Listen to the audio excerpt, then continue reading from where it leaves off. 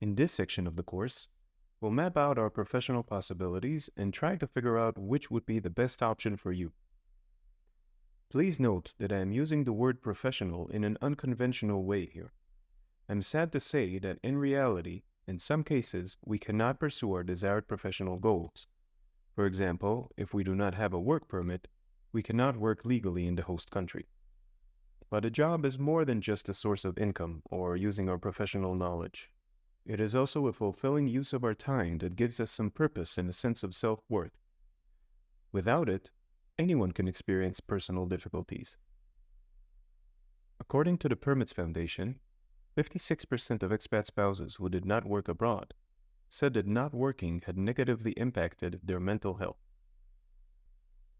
My goal in this section is to present both paid and unpaid options that can contribute to your professional growth and/or offer that fulfilling way of life. Let's dive in.